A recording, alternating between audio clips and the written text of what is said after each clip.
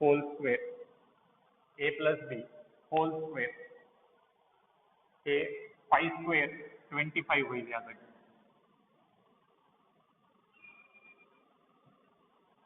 25 X square minus A B, डिनॉमिनेटरचा 4 इकडे येऊन 25 ला मल्टिप्लाय होईल. 25 4 जा 100 into H square minus A B equal to A plus B whole square.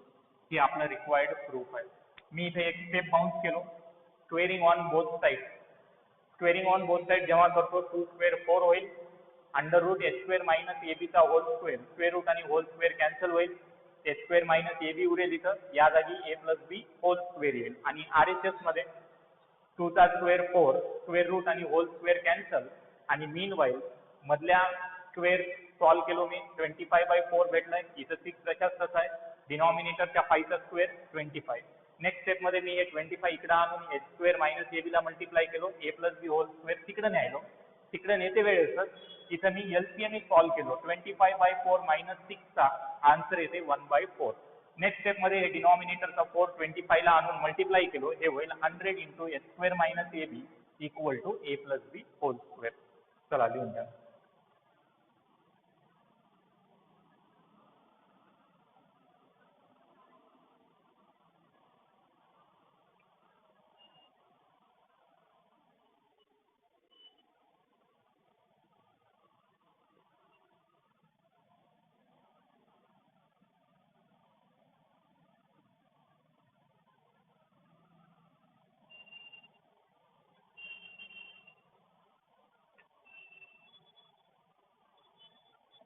Question number 7.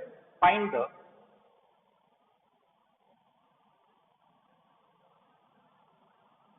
combined equation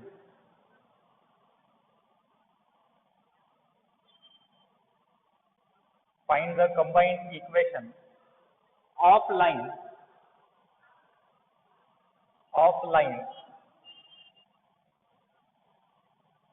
passing through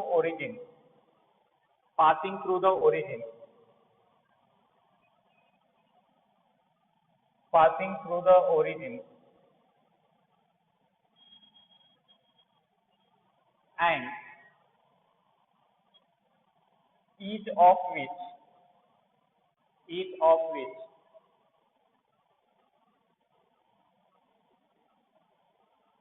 making angle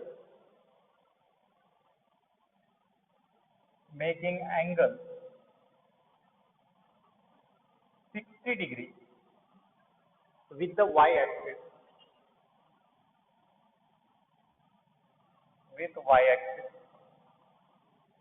question number 5 जे solve केले आपण तशा पद्धतीचा हे क्वेश्चन आहे, पण फक्त इश्यू एकच आहे इथं. जे वाय ऍक्सिस आपल्याला दिले, वाय ऍक्सिसचा स्लोप आपल्याला माहित नाही, ते आहे अननोन व्हॅल्यू. इन्फिनिटी येते, वाय ऍक्सिसचा स्लोप येते इन्फिनिटी, आणि इन्फिनिटीची तर किंमत आपल्याला माहित नाही.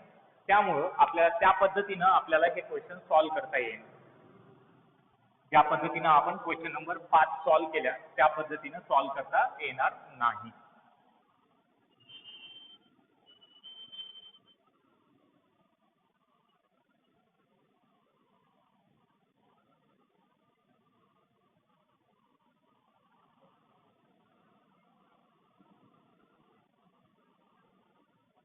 डायग्राम ड्रॉ केल्यानंतर क्वेश्चन काय आहे ते क्लिअरली तुम्हाला समजून जाईल.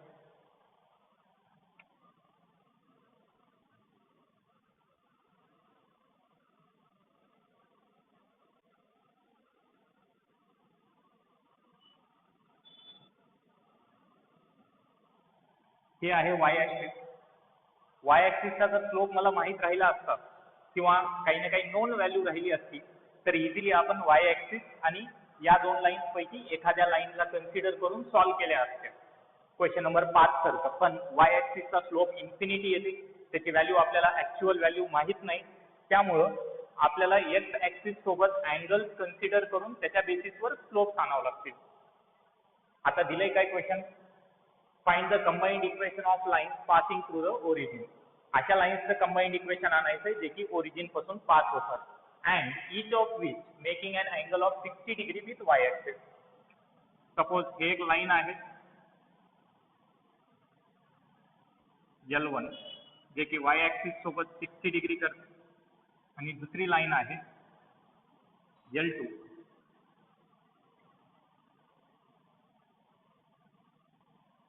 हे सुद्धा y ऍक्सिस सोबत 60 डिग्री अँगल क्रिएट करते. या दोन लाईन्सचं आपल्याला कंबाईंड इक्वेशन आणायचं. y ऍक्सिस सोबत 60 डिग्री क्रिएट करते याचा अर्थ काय? x ऍक्सिस सोबत L1 लाईन 30 डिग्री एवढी अँगल क्रिएट करते. अँगल ऑफ इन्क्लिनेशन जेव्हा आपण म्हणता अँगल कुठून गृहीत धरता? Positive direction of x axis सोबत गृहीत धरता.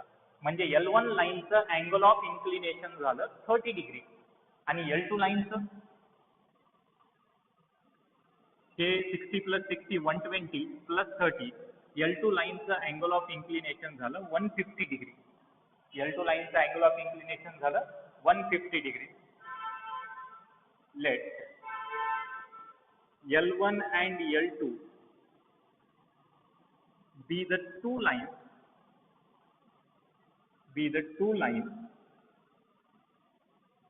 passing through origin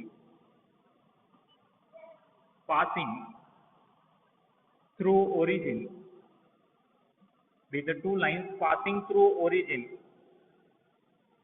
and making an angle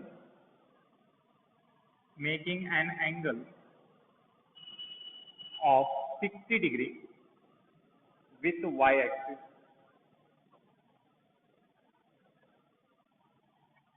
diagram draw केल्यानंतर मला समजायले L1 आणि L2 लाईनचे अँगल ऑफ इन्क्लिनेशन किती आले? 30 डिग्री आणि 150 डिग्री आहे. Angle of inclination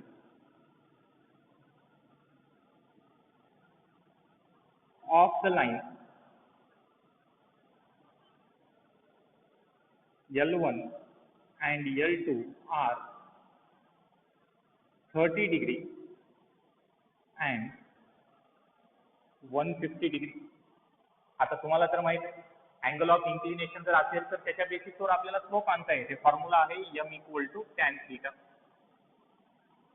m = tan theta. Theta आहे अँगल ऑफ इन्क्लिनेशन आणि ते अँगल कुठून मोजता? Positive direction of x axis सोबत.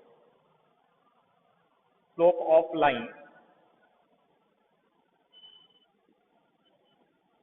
L1 ते येईल tan 30 डिग्री. tan 30 डिग्रीचा आन्सर येते 1/√3. Slope of line L1 is 1/√3. Equation of line L1 काय येते? जर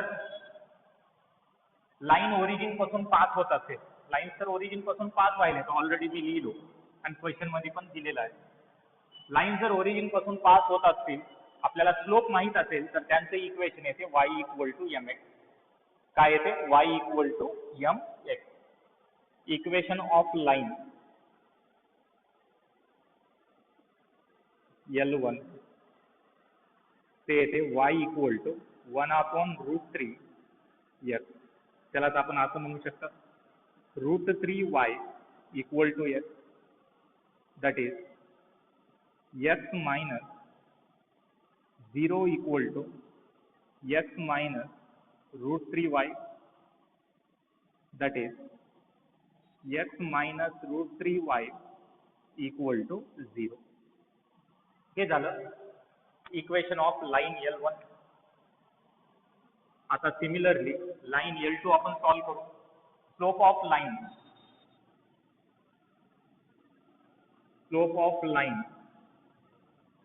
L2 = हे होईल tan 150 डिग्री tan 90 + 60 म्हणू शकतो. tan 90 + थीटा म्हणजे tan π/2 + थीटा. याचा फॉर्म्युला येते -cot थीटा. tan π/2 + थीटाचा आन्सर येते -cot थीटा. हे होईल -cot 60 डिग्री -cot 60 चा आन्सर येते 1/√3. आपल्याला L2 लाईनचा स्लोप भेटले. L2 लाईन सुद्धा ओरिजिन पासूनच पास होते. इक्वेशन येते y = mx. Equation of line L2 ते येते y equal to -1/√3 x. Diagram सगळ्यांचा झाला असेल, रफ करतो इथं मी.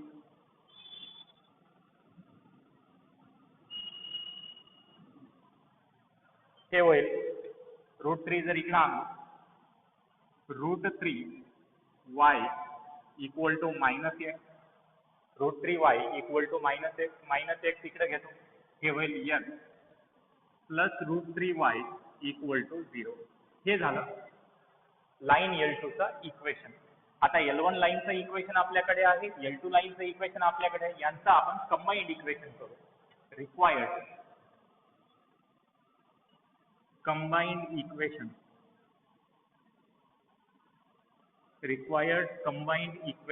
is x minus √3y into x plus √3y equal to 0. A minus b into a plus b. A square minus b square equal to 0. हे होईल x square minus 3y square equal to 0. हे आहे आपलं required combined equation.